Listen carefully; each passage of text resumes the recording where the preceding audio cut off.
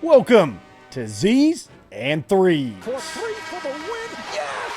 And welcome to another installment of the NBA Playoff Chronicles. Two series officially in the books after Monday night. Cleveland completing their sweep of Miami in historic fashion. How so? I'll tell you. Three teams hitting Tuesday night's games up 3-1. Chance to join both the Thunder and the Cavs in the semifinals. Who could get the job done and close out? The Rookie of the Year votes in back-to-back for a franchise with a very bright future. Playoff ratings continue to soar to historic levels. People are watching. The games are delivering. And Giannis, he wanted to squabble up with Tyrese Haliburton's dad? Why? Welcome to all of our new subscribers. We are pushing the 10K mark. Shout out to all of you. If you aren't subscribed yet, what's holding you back? Hit that button, like, subscribe, share with a friend. Let's talk some playoff hoops. Group chat game of the night. We go to Indiana, the Hoosier State. The Pacers hosting the Bucks. Milwaukee trying to circle the wagons off of the terrible news of Damian Lillard's torn Achilles that will see him miss potentially all of next year. So what would the Bucks have backs against the wall at Indy for Game 5? Pacers chance to close out after their 129-103 victory in Game 4. This series may have lacked drama. And given the injury status of Damian Lillard coming into the series, felt it would be that way. It was a shame that Lillard got hurt in the way that he did, but this game did not lack drama. Bucks go up 20 early in the second period. But you know what? This is 24-25 in the NBA. No lead is safe. Wild lead swing alert. Indy takes the lead early in the third. From there, it's back and forth. 13 lead changes, 10 ties. Giannis hits a jumper just under a minute that puts the Bucks up 4. Missed the free throw, though, as he was fouled. He struggled from the stripe all night tonight. Haliburton comes right back at Giannis, draws contact, makes 2 free throws. After a Kevin Porter Jr. miss, 25.8 left, Haliburton finds a clear lane, and he drives with a finishing dunk to tie things up. There's 10.8 left in regulation. Bucks chance to win it. Extend the series. Giannis goes left baseline, fall away jumper for the win. No good. We go to overtime. Here, Gary Trent Jr. of the Milwaukee Bucks has picked up some of the slack in that absence of Lillard. Was on fire. He scored 12 of his 33 points in the bonus period. He had 4 made threes in the overtime period alone. Bucks looked like they had it in the clubhouse. They were up 7 with 40 seconds left. Haliburton kept shooting threes and he kept bricking threes. You thought the game was over. From there, Aaron Nemhart makes a 3. The wheel's starting to shake for the Bucks. Haliburton makes a layup off a Trent Jr. bad pass and one. The free throw make cuts it to 1. 17.1 left. Pacers have to foul. Or do they? As Gary Trent Jr. steps out of bounds, turns the ball over.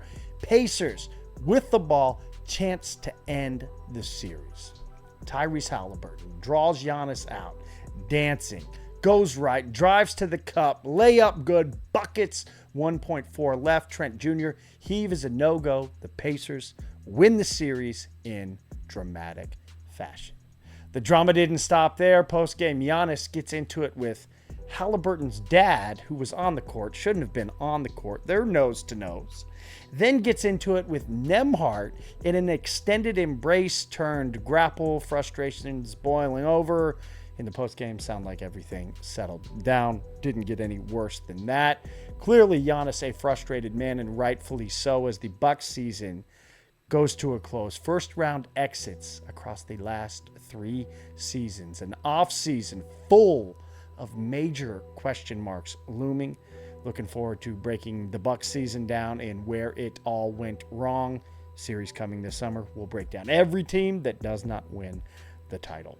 Pacers, they still have a chance to win the title. Behind their game-winning bucket and effort, 26 points, 9 assists, 5 rebounds, 3 blocks, 3 steals from Mr. Overrated, as voted by his peers, the players.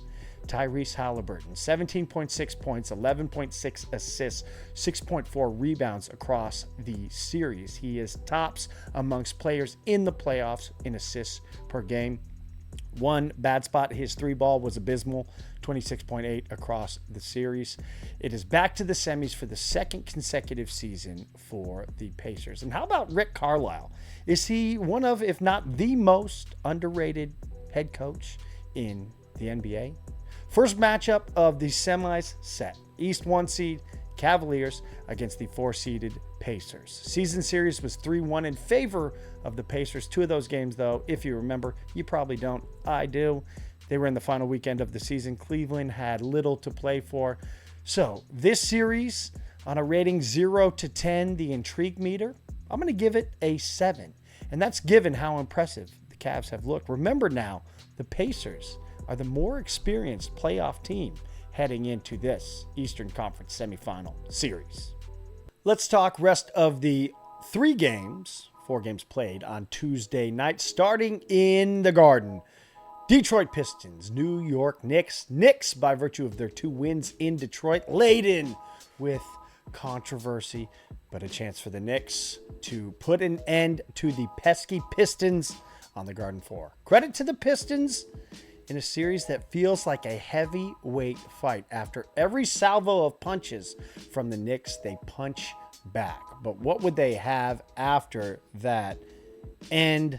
Much debated, much disputed, foul, no foul of the game 4 in Detroit, in which they lost. Well, Pistons build a 10-point advantage just over halfway through the third. Knicks charge back. They take the lead. Mikal Bridges makes a 3 with 10:03 left. From there, flip, flop, back and forth, bucket for bucket. Playoff basketball, baby. Pistons, they go up 6 on an Asar Thompson layup.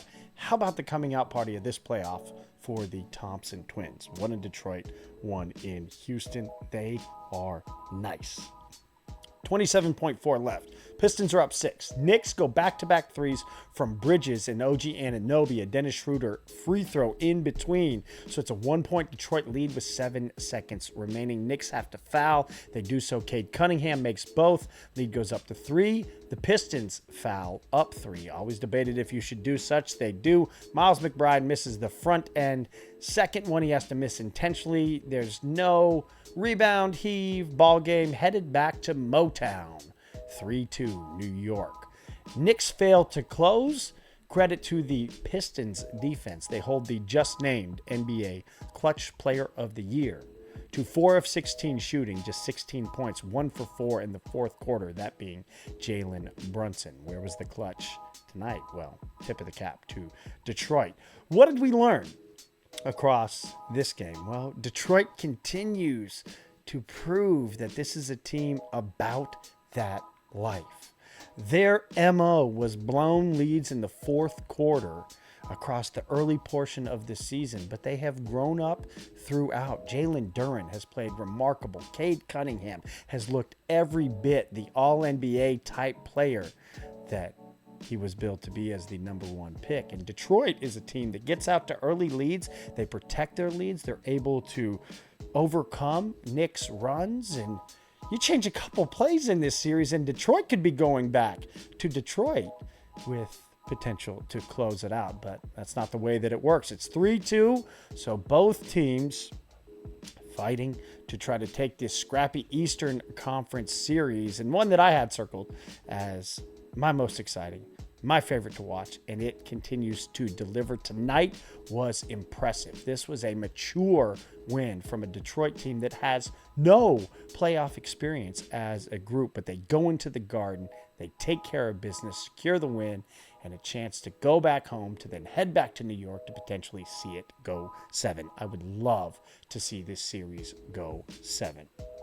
Don't have a dog in the fight. I'm just over here watching like you. I want to see good basketball. This is a good basketball series. If you haven't watched, peep it out. You are missing a good one.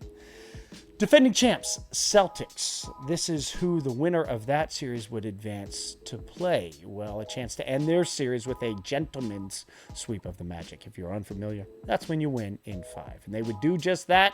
It was a blitzed 36-13 third quarter. Was this the least intriguing first-round series? And that is one that had the Cavs and the Thunder demolish their opponents in the Heat and the Grizzlies, respectively.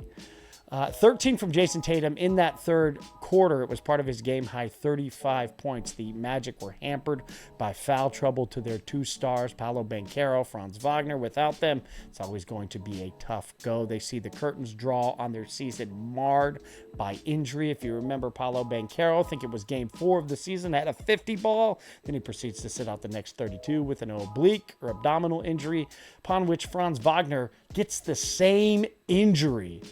So the Magic, they are a team that has a bright future. I like this team a lot.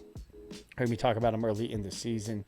They need to get healthy. What can they add to that team? They need Jalen Suggs back, missed their point guard. Look forward to talking about them in the offseason. What did we learn about the Celtics? Absolutely nothing. Champs handle their business. They are as billed, as advertised, looked every bit the defending champ part in spite of dropping one game. They have to be appreciating the Pistons and the Knicks turning into a bar fight. They want that series to go as long as it possibly can. As the Celtics, if one thing across this series, they have been banged up, so appreciating the extra day's rest. So the Knicks fail to handle their business on their home floor, but the Celtics do. Celtics await the winner of that series. Pacers and the Cavs, we have our first matchup in the Eastern Conference semifinals. Best series of the playoffs thus far, Nuggets, Clippers. I think Warriors, Rockets is right up there. Those two pretty damn good. Let's recap how we've got to Game 5 tonight. Game 1 was an overtime win for Denver. Game 2 was tight until the end. The Clippers get a 3-point victory. Denver mismanaging down the stretch. Clippers consolidate their break and stealing home court with a Game 3 blowout. Game 4 in LA was a Nuggets blowout. Win turned nail biter, turned Aaron Gordon epic game-winning alley-oop. So what would Game 5 back in Denver have in store? Nuggets back with home court. This series now best of 3. Well, the Nuggets go wire to wire, and it was off the strength of a tied for playoff high 43 points from Jamal, but he only does it in the playoffs, Murray. Nuggets led by 22, 3 separate times.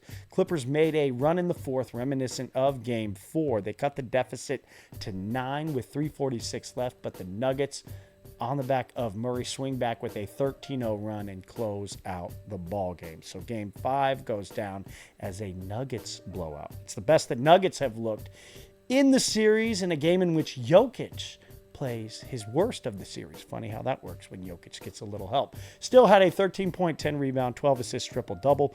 4 of 13 shooting is where he struggled. Murray with his 43. Aaron Gordon had 23 on 7 of 11 shooting. 21 from Russell Westbrook returning from injury. So this series now goes back to LA, and the Nuggets have a chance to advance on Thursday night. What to make of this series? Your guess is as good as mine. Watching tonight, it seemed like the Clippers were tired at times. I had made mention of Kawhi Leonard and playing a deep playoff run. He hasn't done this for some odd years. Kawhi has not had to play games this physical, this taxing, in this short period of time as they have load managed Kawhi Leonard. But he has looked up to the part. It was James Harden that had the surprisingly off-key game tonight. Maybe credit to the Nuggets defense. I don't know what it was there. He just did not look James Harden-ish, but you could make the case that sometimes James Harden doesn't look like James Harden, or he looks like James Harden in the playoffs. I don't know. 7 of the last 8 quarters, though, Denver has looked significantly better. They dog-walked them tonight, and it was trending towards such in their last victory in LA before the Clippers came back with their big run, but Denver walked out of it with a victory. They've walked away with 2 wins. So who has been the better team on the whole? Well, the records right now indicate Denver up 3-2, but now they will have to go back to LA to try to close out this series. What do you think? Let me know in the comments. Will we see this go 7 and be back in Denver? My prediction was Nuggets in 6 off the back of Jokic. If Jokic gets the help that he did tonight and plays the games that he usually does, I think Denver closes it out. We'll see. Other series, the Cavs. Mention history. 4th largest playoff margin of victory. They're 55 points. We saw the Thunder blow out the Grizzlies, by 55 points. So the Cavs wanting to make their own message, send their own message and say, all right, we can do it. They finished their 4-game sweep with a final brushstroke that makes it a 4-game margin of victory of 122 points. That is an NBA record. Are we on an inevitable Cavs-Thunder collision course in the finals? Or do you guys feel like there's going to be other interjection into the chat? For the Heat, what changes do they make in the offseason? Do they make many? Do they make any? It's Pat Riley. Pat Riley, Bam Adebayo talked about. He's going to do things. Is this Tyler Hero's clear team moving forward coming off his all-star bid this year? There you go. Rockets Warriors. Plenty to talk about what I think is the best series. And I think it's the best series because I love the storyline between the last gasp championship push Warriors and the young but unproven Houston Rockets. You have to earn it in the playoffs. Golden State is up 3-1, but I'll boil this one down to 3 points after the game that we saw Monday night. Houston, free throw shooting. When you lose by 3 and you go 19 of 31 from the stripe in an NBA game, I don't know what to tell you. That's one that there's games when you get beat, and then there's games where you beat yourself. That is beating yourself. Jalen Green, I have been saying it all season. Go back, check the tape. I have believed in Houston. I thought that they would win the regular season with the best record in the West. I was wrong on that one because the Thunder put it into warp speed, but the Rockets finished second. Jalen Green has been huge. Jalen Green and Alperen Şengün, their foundational pieces, both of which got contract extensions. Şengün got the max. Green got a more prove-it type deal favorable for him as well prior to the start of the season. Remember, it went down to the deadline. That was going to be the big question.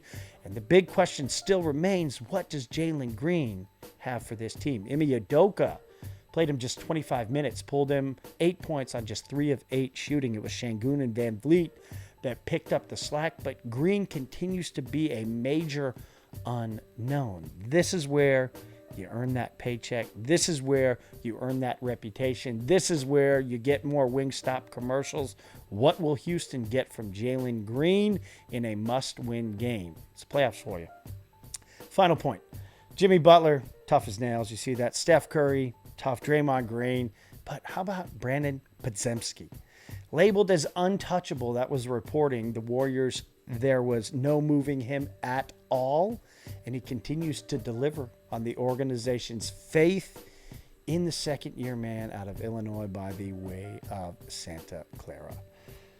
Is it just too soon for the Rockets? Have they arrived early? Is this part of the growing pains that you'll look at? Oh, well, remember that year they played the Warriors and they lost and they came back, and that's when they really started to emerge. It was an amazing game from Şengün. Warriors, their championship medal, is it just too much to overcome? Spoke of that. It's the Warriors. Steph, the reporting had been an emotional moment between him and Draymond, realizing after the Jimmy Butler trade that, hey, this is our last go of it. This is why they did it. But the question for the Warriors, with this series being as physical and knockdown drag out as it is, even if they are to wrap it up in 5, they're already banged up. What will that do to them, and what will they have to sacrifice in order to get it done? That's what's so amazing of the playoffs. It's after you get through this fight, you have to go on to the next one. And sometimes you get so beaten up in this one that the next one, you're a little bit easier. They will, winner of this series, play the winner of the Wolves and the Lakers. Both games in those series taking place on Wednesday night. Wolves-Lakers, we've talked about plenty. It follows such, the Wolves, blood in the water. following Sunday's wild ending. Talked about that on Monday's show. You can go back and watch it if you want the breakdown. My question to you, do you think this series goes back to Minnesota for a 6th game? Because I do. Heavy Pour leading score of the night presented by Portland Water. Check them out at drinkpdxwater.com. Jamal Murray, 43 points, ties the playoff high thus far from a player, equals the 43-point effort from Anthony Edwards in the Sunday win for the Wolves. So the Nuggets win off of 43 from Murray. Poetic enough as well. If you are a fan of the signature sneaker showdown, well, episode 4 is a matchup between those two athletes. Anthony Edwards, the AE1s that I have still yet to unbox. This is the hype shoe. This is the one that I am looking forward to unboxing, putting on my foot, running around and running through the report card, going against the Jamal Murray New Balance 2-ways. So both those players have poured it in. Jamal Murray, the heavy pour leading scorer of the night. Dunk of the night. Let me give it to Jason Tatum. He had a drive and a dunk on Wendell Carter Jr. Dunk score-wise, Murray had 2 of the top 3 dunk scores, but I think Tatum's dunk was better because it was on a defender. Performance of the night presented by Contract Year. Play in your contract year. Jamal Murray. Is there a player more bipolar? He's done it over and over and over again, though, in the playoffs, going back to Denver's first playoff run with this duo. If you think way back, they beat the Spurs, then lost in an epic 7-game series against then Damian Lillard and CJ McCollum's Portland Trailblazers. Wow, that seems like ages ago. Then on into the bubble where Denver came back from 2 3-1 holes. This is the MO of this Denver team. I don't know why it's surprising. People always want to bury them, and then Denver rises from the ashes, and a big reason being the play of Jamal Murray. He was golden in their title run. Comes to play when it matters, delivers when his team needs it with a 43-point effort for the contract year performance of the night. Quick news items, rating numbers in, they're up. My former employer, ESPN, generating its largest NBA playoffs audience ever. Average of 4.44 million viewers across all of their platforms, up 13% from last year. Big part of that has been the Wolves-Lakers game. Lakers games.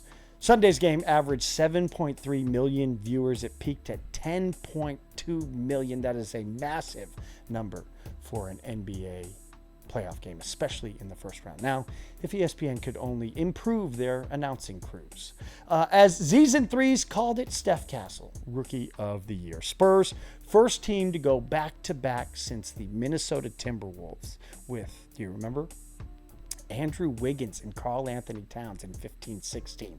Wow, does that feel like a lifetime ago? Well, it was a decade ago, so yeah. 4th Spur to win the award, the Admiral, David Robinson, Tim Duncan, and then last year, Victor Wembanyama. Castle led all rookies in points per game, 4th in assists per game, 2-time Western Conference Rookie of the Month. Also, an instrumental piece to the Mark Godsey, rest in peace, Chess Club Fantasy Championship winning team. We got the trophy right here. So shout out to you, Rookie of the Year, Steph Castle, helping us bring home some hardware. You got some hardware yourself. What to watch on Wednesday night? Well, you got the 2 matchups I talked about. Golden State, Houston, the Warriors. Blood in the water. Chance to close things out down in H-Town. Can they chop and screw the Houston season to an end? Or does the series go back to the Bay? And then it will be the game that everybody watches. Minnesota, LA. In LA, Crypto.com, not Staples. My mind was going Staples, but also blood in the water there. Do the Timberwolves have the mettle to close out the Lakers? What do we get from LeBron and Luka? Both those games on TNT. The reporting today, Stan Van Gundy will be joining Amazon's coverage. The best analyst in the game right now, I think. Big shout out to all of you subscribed. If you aren't yet, what are you waiting for? Like, subscribe, enjoy the games tomorrow. We will see you back here for Friday. Peace.